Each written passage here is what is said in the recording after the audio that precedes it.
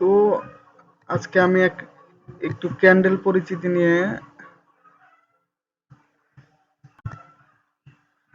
তো আপনারা সবাই এবিসিডি না শিখে ওয়ার্ড মুখস্থ করে সেটা নিয়ে আর কি।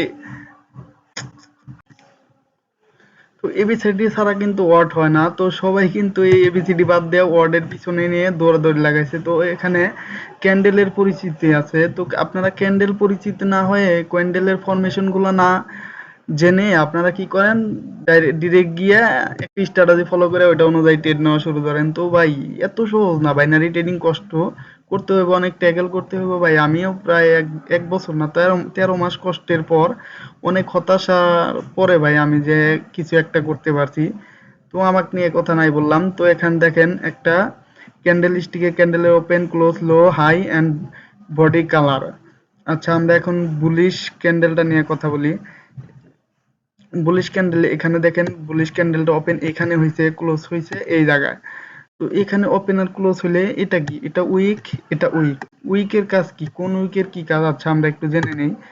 ধরেন একটা ওপেন হওয়ার পর মার্কেট নিচ দিকে রেড ক্যান্ডেল আসছিল, আসার পর আবার এইখান থেকে ক্যান্ডেলটা ওপেন হয়ে এই একদম হাই পর্যন্ত গেছে, তারপর এখান থেকে আবার সেলার অ্যাক্টিভ হয়েছে, সেলার অ্যাক্টিভ হয়ে এ পর্যন্ত আসছে। তো এখানে কি হইলো, এই এটা কিন্তু ওপেন হইলেও এই জায়গায় কিন্তু, এই জায়গা থেকে কিন্তু বায়ার ক্যান্ডেল শুরু করে নাই, ক্যান্ডেল শুরু করছে এই জায়গা থেকে এই পর্যন্ত, আবার এই জায়গায় এতটুকু সেলার আছে। তো আপনারা কি বুঝলেন, দেন এইখান থেকে এই পর্যন্ত ক্যান্ডেল, এটাও উইক উপরে উইক, কিন্তু এই উইকের ফরমেশন হলো এই থেকে এই পর্যন্ত বায়ার আছে, আর এই থেকে এই পর্যন্ত যেহেতু উপরে যাওয়ার পর সেলার নিয়ে আসছে নিচের দিকে, তো এই জায়গায় সেলার আছে।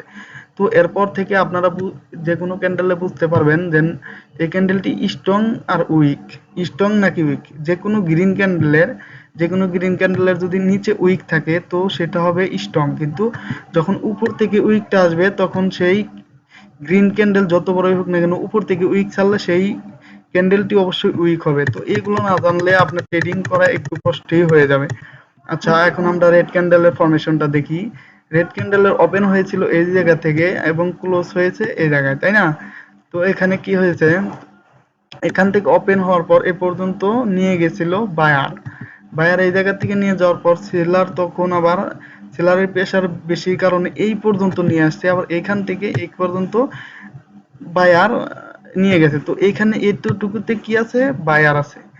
তো বায়ার এই থেকে এই পর্যন্ত নিয়ে আসছে, তো এখানে এতটুকু হলো সেলার ক্যান্ডেল আর এতটুকু হলো বায়ার ক্যান্ডেল। তো এটাই হলো বুলিশ এবং বিয়ারিশের ফরমেশন, ক্যান্ডেলের ফরমেশন।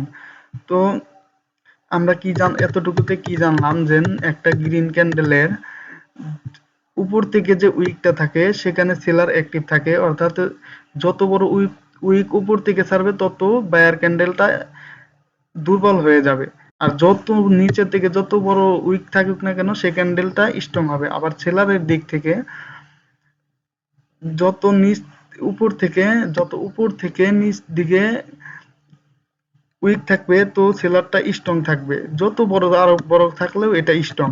কিন্তু যখন নিচ থেকে ছোট বা বড় যে কোনো উইক থাকবে তো এটাও অনেক, সেলার ক্যান্ডেল অনেক উইক হয়ে যাবে।